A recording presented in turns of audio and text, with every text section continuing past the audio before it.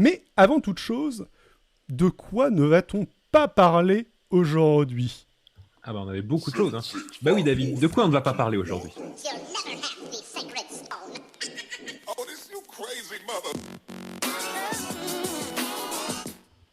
On va pas parler des 5% de parlementaires non vaccinés. Bah là on va pas en parler, mais on imagine déjà les soucis quand ils devront se payer de leur poche un test sanitaire devenu payant tous les jours pour entrer en commission.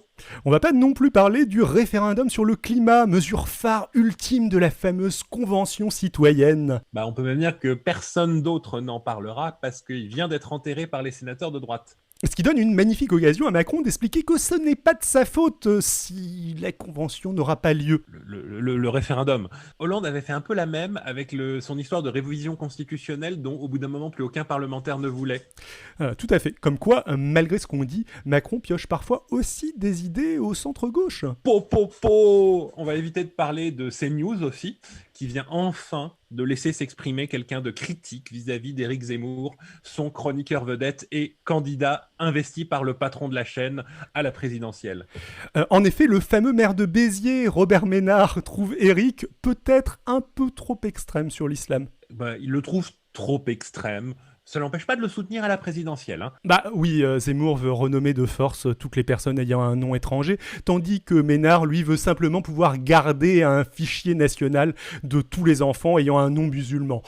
On comprend qu'il y a un clash, mais... Mais néanmoins, c'est le genre de truc dans lequel des politiciens responsables sont capables de négocier et de trouver une solution entre eux, tu vois. On va pas non plus vraiment parler de l'éditeur d'Éric Zemmour qui ne veut pas publier son prochain livre-programme. Bah, oui, a priori, on va pas en parler parce que Albin Michel a abandonné le projet, mais en fait, visiblement d'un commun accord avec Éric Zemmour, après que l'autre n'ait pas respecté son contrat, enfin c'est un peu fumeux, ça lui permet de partir avec un joli pactole de 30 000 € d'avance de droit d'auteur. Plein de raisons de crier au scandale sur les plateaux TV, quoi. On va éviter de parler de l'Angleterre, tiens aussi, dont le calendrier d'allègement des restrictions au Covid était tellement étalé qu'ils ont finalement atteint la dernière étape de leur déconfinement il y a 3-4 jours. Juste quand la nouvelle vague de variant Delta décolle à fond. On parie pour un nouveau confinement la semaine prochaine, hein ? Et peut-être dans un mois chez nous. Ou un couvre-feu, en vrai, je pense. Bon. Bah, si on va par là, le pass sanitaire, qu'est-ce que c'est sinon un confinement avec juste une dérogation extrêmement facile à obtenir, hein ? Enfin, on va évidemment pas parler non plus, ça ce serait tiré sur une ambulance, de notre ministre de la Justice mis en examen pour prise illégale d'intérêt par la CJR. Bien sûr que non, on l'accuse d'avoir utilisé ses pouvoirs de ministre pour régler ses comptes personnels avec des juges qu'il avait dans le collimateur. C'est à peine une histoire. On est absolument d'accord. Puis le président lui a renouvelé sa confiance et ne lui demande pas de démissionner. On penserait qu'après toutes ces affaires précédentes de ministres mis en examen, les présidents auraient appris que ça ne finit jamais bien de les maintenir en place. Mais qui sait, Emmanuel Macron est un optimiste, il se dit que peut-être cette fois ce sera la bonne, même si les 70 exemples précédents disent le contraire. Et on va pas non plus parler du vaccin chinois. Ah oui, ça fait un peu désordre. Une récente étude hongkongaise parue dans le Lancet a remarqué qu'une double dose de vaccin Sinovac produit un niveau d'anticorps bien plus bas qu'une double dose de Pfizer. Alors bien sûr, personne n'oserait remettre en cause l'efficacité du vaccin national, mais le risque de nouvelles épidémies que fait peser le variant Delta, mais avec le risque de nouvelles épidémies que fait peser le variant Delta, il se murmurait que la Chine se préparerait à injecter une 3e dose de Pfizer à ses doubles vaccinés nationaux. Alors là, ça fait vraiment très très désordre, ça. Surtout après plusieurs mois à dénigrer les vaccins ARN comme expérimentaux et potentiellement dangereux. Eh ben, je crois qu'on a fait le tour de tous les sujets dont on ne va pas parler, donc il reste plus grand-chose, je crois. Hein. Ouais, alors... on va pas en parler, mais bon, il y en a un qu'on va développer un petit peu plus en vrai, avec une petite séquence chat.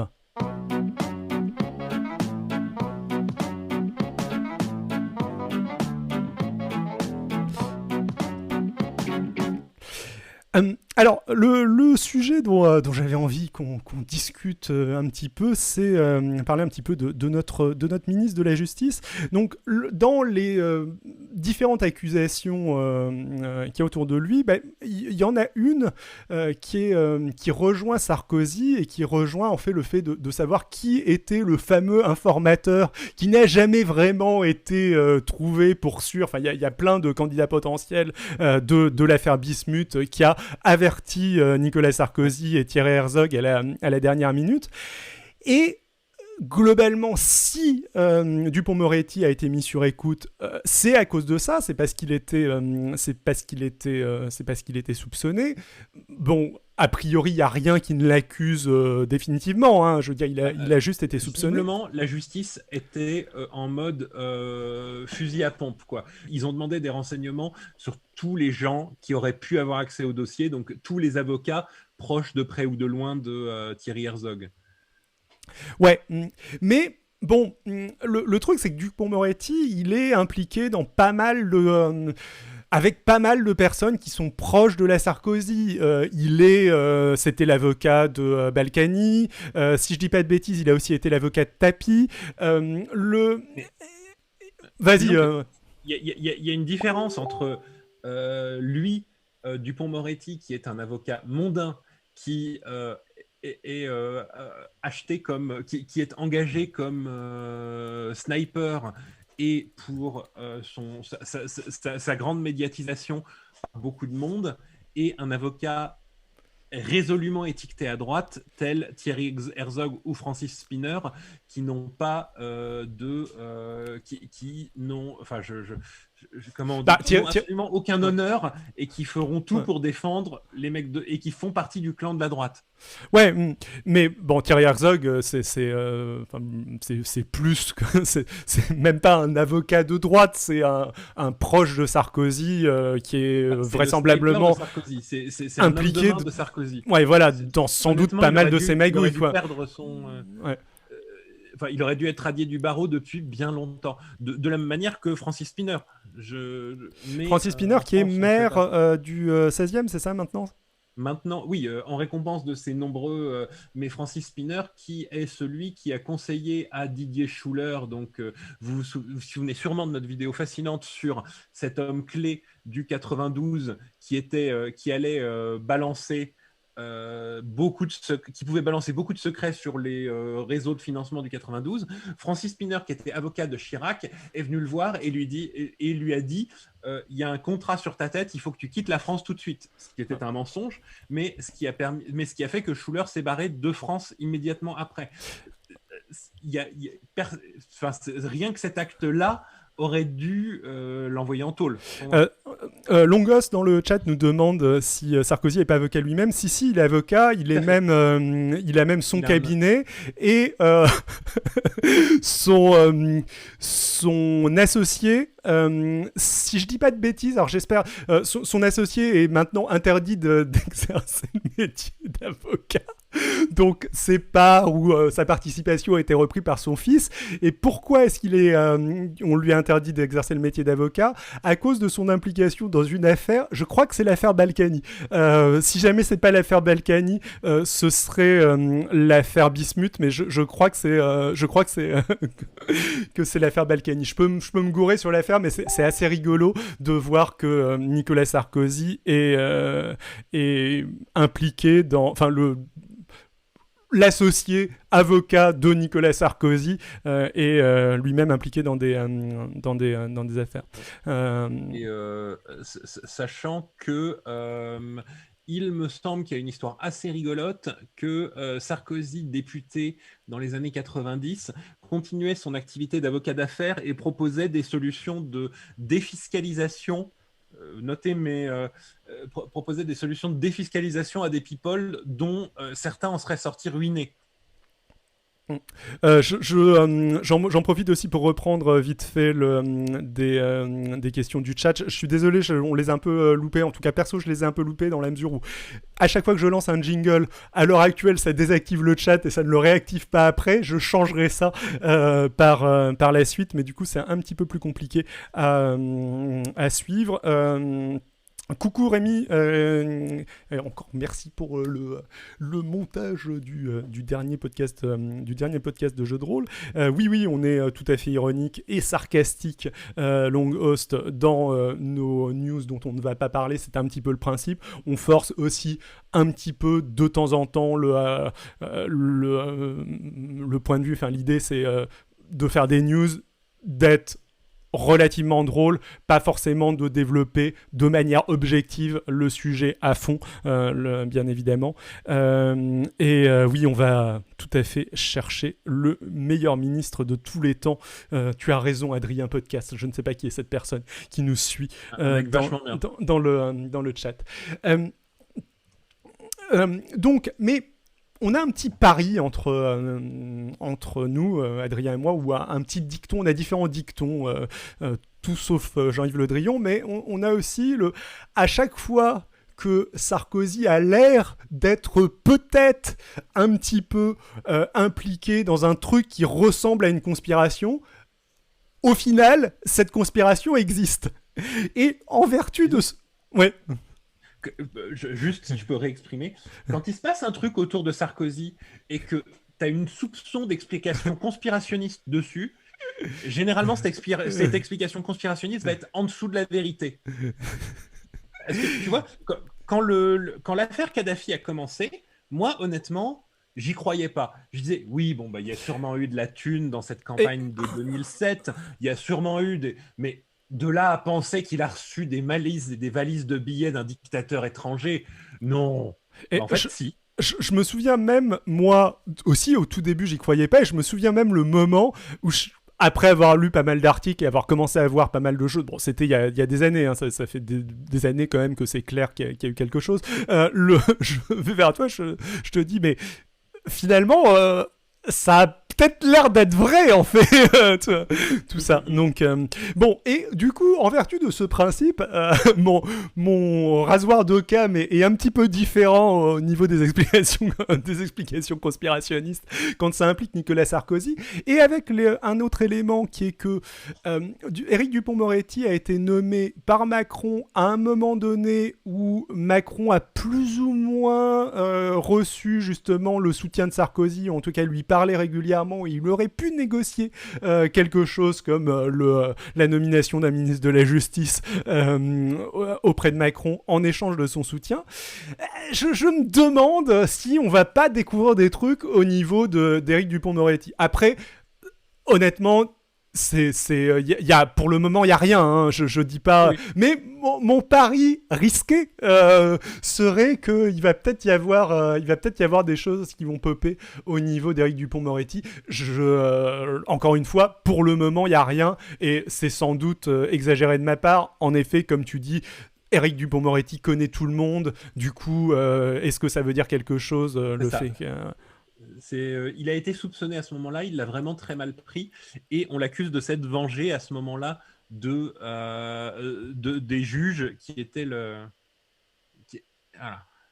Il y a des questions qui se posent, mais ensuite, pour l'instant, on n'en est pas encore au niveau de faire des accusations, et la justice fait son travail. Yep. Alors, je suis en train de me rendre compte que le prochain article, je ne l'ai pas ouvert dans la table où je suis censé l'ouvrir habituellement. C'est celui que tu as surligné sur la primaire LR. Donc, alors, on va parler un peu de la non-primaire LR. Non, justement, surtout ne pas prononcer ce mot de primaire. Parce que c'est quelque chose qui... L'article est à mourir de rire. Il y a eu une réunion secrète hier, même avant-hier, entre les 5 candidats qui souhaiteraient obtenir l'investiture du parti Les Républicains. Réunion secrète dans une pièce sans fenêtre et sans aucun enregistrement. Et du coup, on va un peu en parler. Alors je suis en train de chercher ton surlignage et j'ai l'impression qu'il a sauté comme d'hab. Est-ce que ça vaut le coup que j'aille le rechercher et que j'essaye de le faire marcher, ou on part chez moi, on va... Donc, on va monter, 5 candidats potentiels de la droite à l'élection présidentielle sont convenus lors d'une réunion mardi 20 juillet sous l'égide du parti Les Républicains d'une candidature unique en 2022. Donc, vous voyez, ils ont réussi à dire on va faire une seule candidature, mais c'est la seule chose qu'ils ont réussi à déterminer. Sachant qu'ils sont réunis à 5 sans la personne qui a le plus d'intention de vote pour le moment, c'est-à-dire le prétendant déjà déclaré ex-LR Xavier Bertrand a refusé à ce stade de participer même à la réunion. je vais vous lire la déclaration de Christian Jacob qui m'a fait beaucoup rire. Cette première réunion est une démonstration d'unité et de loyauté. Chacun de ses participants s'est engagé à respecter une règle commune dans une démarche collective qui permette le rassemblement autour d'un seul candidat. Alors notez, ils se sont engagés à respecter une règle commune. Ils ne se sont pas engagés sur la règle en question. Quand se sera mis d'accord sur une règle, ils ont promis de la suivre. Ouais. Autre citation de Jacob qui m'a fait beaucoup rire. L'équipe de France, c'est nous qui l'avons. Monsieur Macron en est réduit au débauchage parce qu'il est incapable de rassembler. Et Madame Le Pen parle de gouvernement d'union nationale parce qu'elle est incapable d'aligner 3 personnes qui ressembleraient à des ministres. C'est assez rigolo. Donc, les candidats. Alors, on va vous faire une petite liste donc, des candidats potentiels qui étaient présents lors de la réunion. Il y avait donc Michel Barnier. David, donc Michel Barnier, négociateur de l'Union européenne auprès de l'Angleterre pour le Brexit. On va auréolé de gloire d'avoir négocié un Brexit à la faveur de l'Europe. Hein, ouais. D'avoir tenu bon. Et en plus, qui s'est tenu éloigné des guerres internes, donc il n'est pas couvert de caca comme la plupart des autres. Voilà, il serait presque sympathique pour un candidat LR. Alors, le deuxième, Philippe Juvin. Alors là, ça c'est un peu nouveau. Philippe Juvin qui sort de nulle part pour beaucoup de pour monde. Beaucoup de gens, mais peut-être pas pour toi. J'ai eu l'occasion de croiser personnellement Philippe Juvin, mais bon, on va pas rentrer dans les détails. C'est ton candidat, mais donc... non, mais il est médecin. C'est c'est le maire de la Garenne-Colombe et c'est un secrétaire national LR depuis perpète, maire du 92, indéboulonnable dans une ville de droite où le candidat LR gagne à chaque fois, sans doute au premier tour, depuis assez longtemps. C'est un LR bon teint, sans trop d'aspérité. Il n'y avait pas assez de candidats et on lui a demandé de faire acte de présence parce qu'une primaire avec seulement 3-4 personnes, ça faisait pas assez. L'un de ses faits d'armes les plus connus, c'est, je crois que c'était sous Hollande, se faire interviewer en tant que, je crois, directeur de CHU, si je dis pas de bêtises, et expliquer que la politique de santé du gouvernement est vraiment dégueulasse et à aucun moment il n'y avait marqué sous son interview qu'il était secrétaire national du parti Les Républicains, ce que peuvent faire les Républicains peu connus. Voilà. Bon, j'ai pas d'autres choses à un niveau politique. J'ai pas grand chose. Valérie Pécresse. Celle-là, on la connaît vaguement. Oui, Valérie Pécresse, ancienne dragueuse de la Manif pour tous, maintenant fondatrice de son parti Agir, qui est macrono-compatible, on va dire. Mais pas trop. Ouais, mais pas trop. On va dire que c'est aussi plutôt une candidate vaguement centriste, de LR centriste au sens LR du terme, hein, donc vraiment de droite. Rassembleuse. Mais c'est un peu moins, elle est moins à l'extrême droite que les deux suivants. Bruno Retailleau, qui est Bruno Retailleau? Bruno Retailleau, c'est sénateur de Vendée, non, ou député de Vendée, je sais plus. Comment ça s'appelle, héritier adoubé personnellement par François Fillon, le dernier fidèle des fidèles de François Fillon, à qui Fillon a confié la caisse de son micro-parti qui était remplie de plusieurs millions d'euros avant de se barrer pour partir administrer un groupe russe, je crois, un groupe pétrolier russe. Oui, c'est un truc de filloniste, ça. Alors, on nous dit dans le chat, en effet, que c'est libre. Pécresse. En effet, ceci dit, je crois qu'elle était aussi associée à Agir à une époque. Je me demande si elle faisait pas partie des fondateurs ou un truc du genre, mais elle s'est peut-être barrée après. Je ne sais pas si elle n'est pas associée aux deux. Je dis peut-être de la merde. En tout cas, en effet, très clairement... Libre, c'est son parti à elle, rien qu'à elle, pour sûr. Et oui. Peut-être que j'ai dit de la merde en disant Agir. Toutes les nuances elle, en fait. de LR. Et enfin, il nous reste Laurent Wauquiez. Laurent Le Wauquiez. tristement célèbre, l'homme qui n'a pas réussi à garder son parti, à rester président du parti plus d'1 an. Avec pourtant une bonne technique de plus à droite que moi, tu meurs. Oui. Laurent Wauquiez, qui, souvenez-vous, s'était fait connaître en luttant contre Adopi. C'était un autre temps, une époque où il avait presque l'air sympathique. Bon, disons que il y en a quelques-uns qui ont aucune chance. Enfin, j'imagine que Philippe Juvin va pas gagner. Je pense que Bruno Retailleau non plus. J'imagine que ça se joue entre Wauquiez, Barnier et Pécresse, si jamais il y avait dépend. effectivement Alors, une élection. ça dépend selon les méthodes dont on va faire, dont sera cette élection. Et d'ailleurs, justement, on y vient dans l'article. Donc, les candidats potentiels se sont éclipsés à l'issue de la rencontre qui a duré 2 heures dans un hôtel près de l'Opéra Garnier, après avoir posé pour une photo de groupe loin des caméras. Il y avait beaucoup plus d'amitié que de tension ou d'amertume à cette rencontre, cette félicité, Monsieur Leonetti. Ce qui, moi, me semble pas un compliment.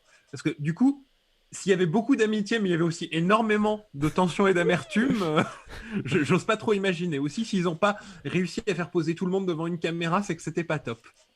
Et donc, qu'est-ce qui a été décidé? Donc, hormis le principe d'une candidature unique, les responsables de la droite ont posé quelques jalons en vue d'une éventuelle primaire, selon M. Jacob.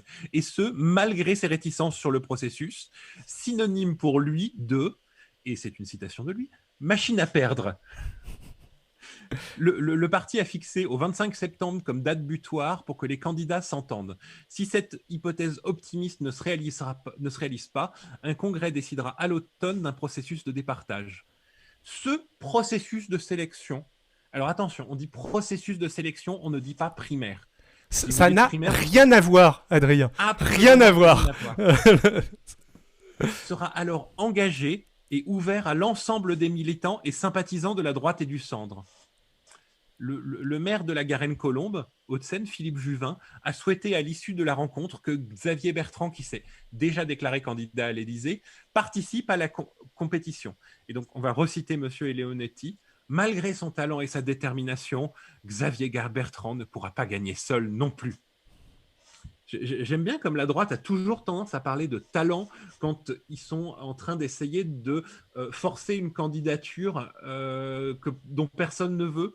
C'était quand ils essayaient de placer Jean Sarkozy, le fils, à la tête de la présidence de la Défense. Tu avais tous les ténors de la droite qui venaient en parlant de talent et de créativité.